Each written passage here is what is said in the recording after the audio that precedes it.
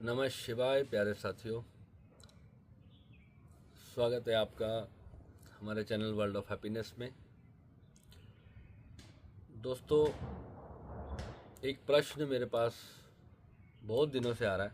आज फिर वही प्रश्न एक साधक ने भेजा है कि दुख का कोई परमानेंट इलाज नहीं है क्या। भाई, जीवन में कोई ना कोई दुख हमेशा लगा रहता है, तो कब ऐसा होगा कि मन से सारे दुख समाप्त हो जाएंगे। तो इसका जो बेस्ट सॉल्यूशन है, जो स्पिरिचुअल सॉल्यूशन है, वो है कि हमें अपने आप को कंप्लीटली प्योर करना है। प्योर यानी कि इसे ऐसे उदाहरण से समझ लें कि जैसे एक जल होता है, जब जल में किसी भी प्रकार की गंदगी होती है तो उस जल को पिया नहीं जा सकता। इसी प्रकार हमारी आत्मा पर जो गंदगी होती है, वो गंदगी हमारे क्रोध की हो सकती है, लोभ लालच की हो सकती है, किसी भी प्रकार की हो सकती है, काम वासना की हो सकती है, कुछ भी संसारिक इच्छाओं की हो सकती है, अनफुलफिल्ड डिज़ायर्स की हो सकती है। किसी भी तरह की हर एक व्यक्ति के जीवन में अलग अलग गंदगी है। इसे गंदगी इसलिए कहना पड़ता है क्योंकि क्लीन होने के बाद ही समझ आता है कि सब कुछ गंदगी था। पहले सब कुछ बहुत अच्छा लगता है, बहुत ही मीठा सा लगता है, मगर जब ये चीज़ें दुख देने पर आती हैं तो इतने दुख देती हैं, जब व्यक्ति त्रस्त हो जाता है उन चीज़ों से, तभी वैराग्य की ओर जाता है। या यूँ कह लें, भगवान तो गीता में कहते हैं कि मैं तब दुख देता हूँ जब एक आत्मा को अपनी ओर मैं जब आकर्षित करता हूँ तो पहले मैं उसे कोई ना कोई दुख दे देता हूँ। जैसे परमात्मा को भूली हुई हम चेतनाएं हैं। वैसे तो हम सभी परमात्मा हैं, मगर वास्तविकता में अभी जब तक हम शरीर में हैं तब तक तो हम आत्मा ही है ना। जान तो भले ही सकते हैं कि हम परमात्मा हैं, मगर अभी तक पूरी तरह से परमात्मा नहीं हो सकते। जब तक ये शरीर पूरी तरह से डिसॉल्व नहीं हो जाएगा, मिट नहीं जाएगा, राख नहीं हो जाएगा और चेतना का अस्तित्व भी समाप्त नहीं हो जाएगा, तब तक तो परमात्मा नहीं है हम। मगर हैं फिर भी परमात्मा। हम उसकी झलक तो देख सकते हैं, उसे जान तो सकते हैं, उसका साक्षात्कार तो कर सकते हैं, मगर उसकी तरह रिएक्ट नहीं कर सकते, क्योंकि हमारी बुद्धि, हमारा माइंड, हमारे जो अंदर की इच्छाएं हैं हमारी दबी हुई, वो बार बार रह रह कर प्रकट होती है। हमारा मन जब तक हमारी आत्मा के साथ अटैच है तब तक हम जो है जीवन की तरफ भागते रहते हैं, बाहर की तरफ बाहर यात्रा चलती रहती है।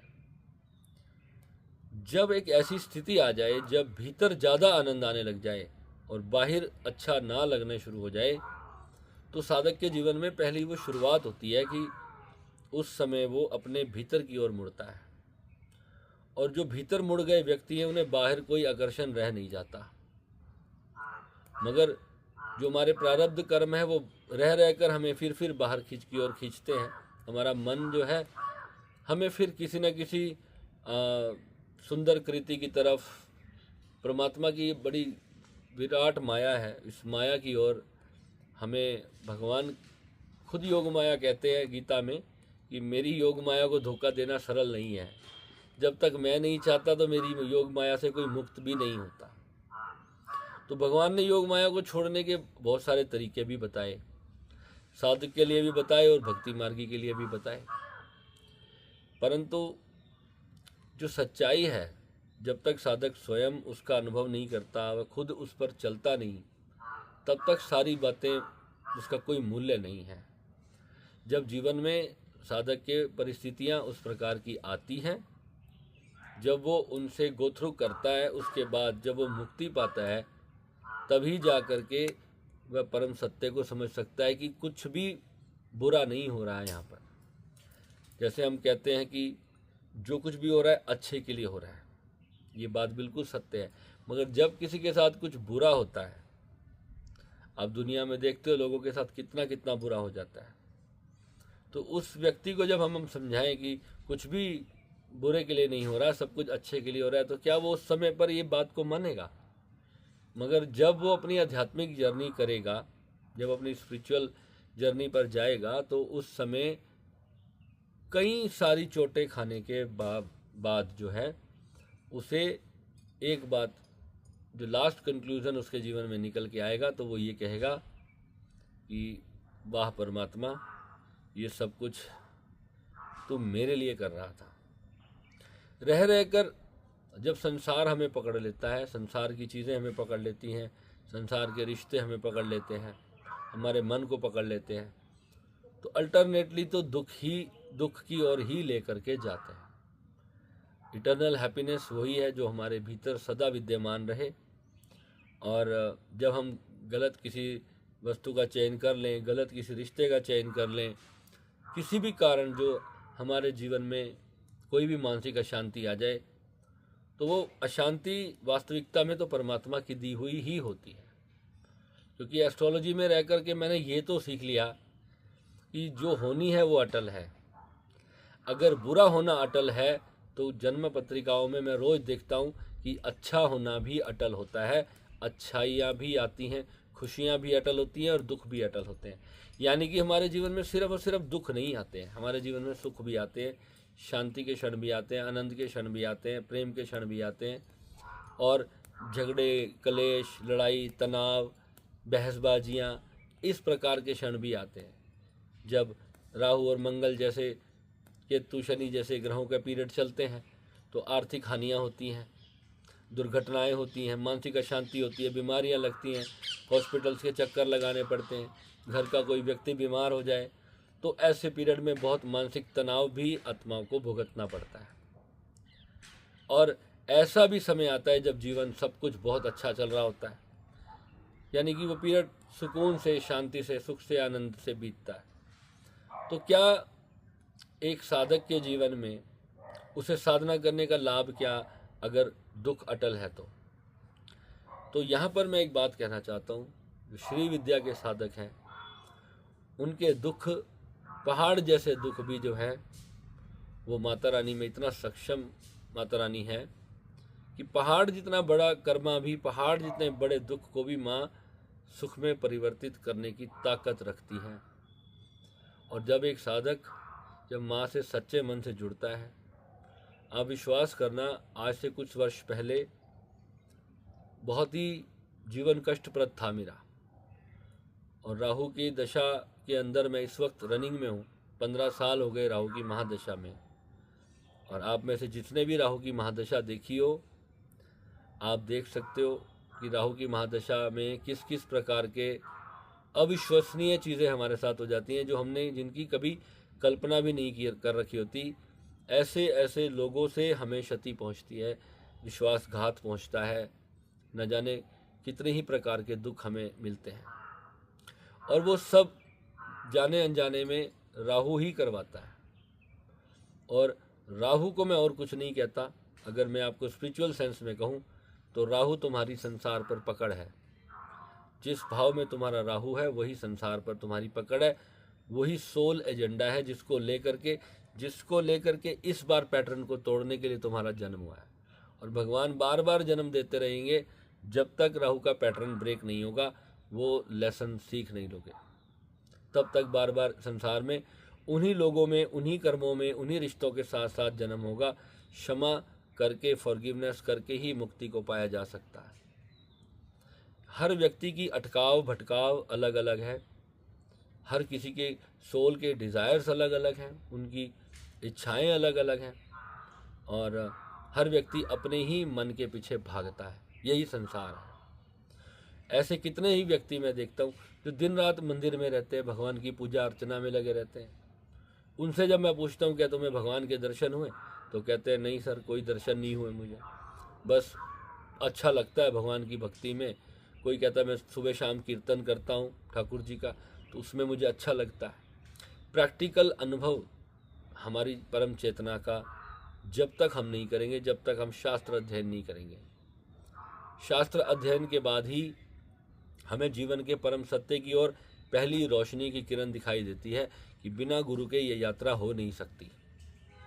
जब तक हमारे जीवन में गुरु नहीं आते हैं, तब तक हमें सच्चाई नहीं मिलती है। और हमेशा याद रखना चाहिए, जो गुरु होते हैं ना, वो गुरु होते हैं। और अपने गुरु से आगे जब हम सोचने की कोशिश करते हैं तो वहीं हमारा अहंकार जब आकर के खड़ा होता है, तो फिर जो है हमें मुंह के भार ज़मीन पर गिरना पड़ता है। क्योंकि गुरु के पास 1,00,000 तरीके हैं हमें लाइन पर लाने के।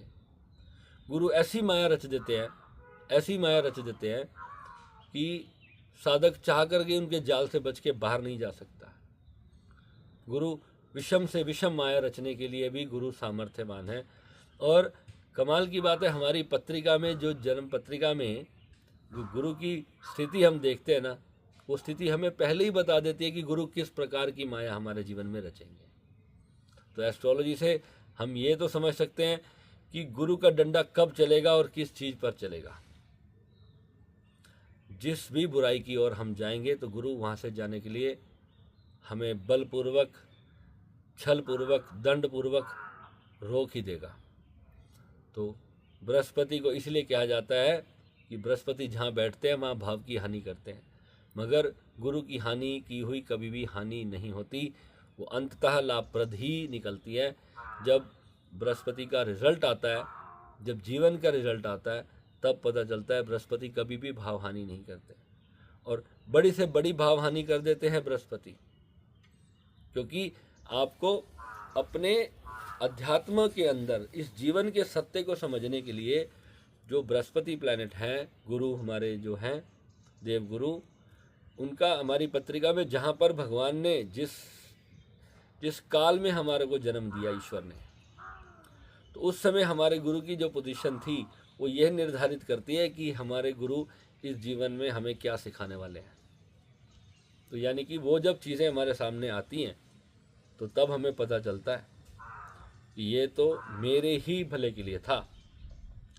कई बार कई जन्मों की ये यात्रा होती है, और धीरे धीरे जा कर के समय के साथ हमें समझ आता है कि कुछ भी यूं ही नहीं हो रहा था। सबके पीछे बिहाइंड द सीन्स बहुत कुछ यूनिवर्स चला रहा था आपके लिए। और जो है ईश्वर हमेशा अपनी सभी चेतनाओं के लिए अच्छा ही सोचते हैं। कुछ भी यहाँ पर आपके साथ बुरा नहीं किया गया, चाहे फिर आप न्यूज़ में कितना भी देख लो कि वहाँ इतने लोग मर गए। जो सज़ा हमें दी जाती हैं वो एक शॉर्ट पीरियड के लिए होती हैं, यानी कि एक सबक सिखाया जाता है एक जन्म में, और अगले जन्म में फिर से जो है उसके लिए दोबारा तैयार कर दिया जाता है। यानी वो जो दुख हमें दिया जाता है किसी भी प्रकार का, हमें पता नहीं होता कि हमें ये दुख क्यों दिया जा रहा है। जब हमारी आत्मा ये प्रश्न करती है तो एक ही विकल्प बचता है, विद्रोह का। जब हम परमात्मा से विद्रोह करते हैं तभी हम साधक बनते हैं।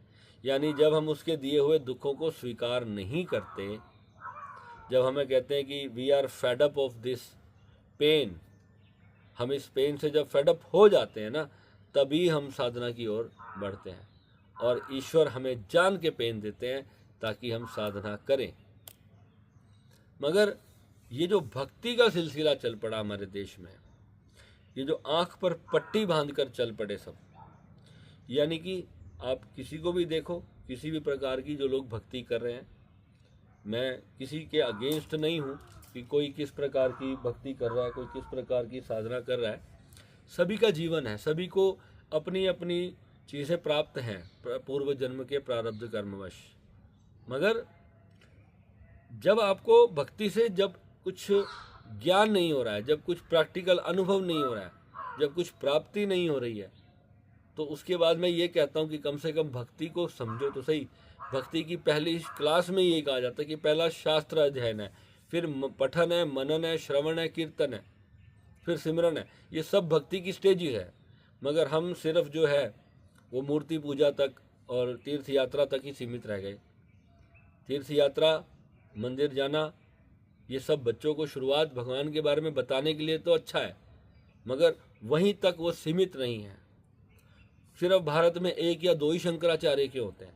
मैं कहता हूँ हर हिंदू को शंकराचार्य जैसी ज्ञान होना चाहिए।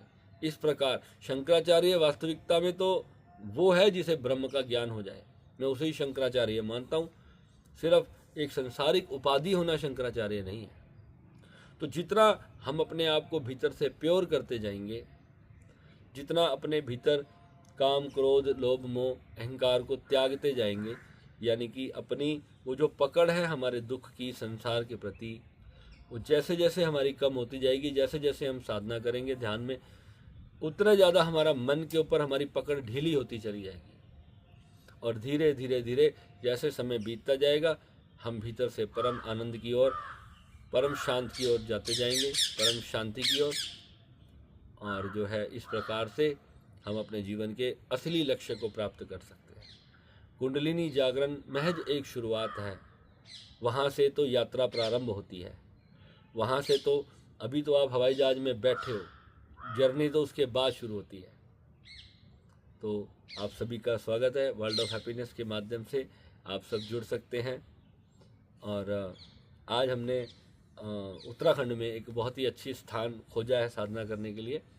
और अब से जितने भी हमारे लोग आना चाहेंगे, जो 5 दिन का कोर्स होता है हमारा, उसके लिए जो भी लोग आना चाहेंगे उनके लिए यहाँ पर बहुत ही अच्छा, देहरादून के पास मैंने एक बहुत ही ज़बरदस्त एनर्जेटिक स्थान खोज निकाला है। और आप सभी जो हैं, हम फिर यहाँ पर मिलेंगे, यहीं पर हम आगे से कैंप वगैरह ऑर्गेनाइज करते रहेंगे। आज हम यहाँ देखने के लिए आए हैं। अभी 2-4 दिन का मेरा यहाँ स्टे है और यहाँ अभी साधना चल रही है। और आप सभी का भी स्वागत है, आप सब जुड़ सकते हैं। ब्लेस यू, नमः शिवाय।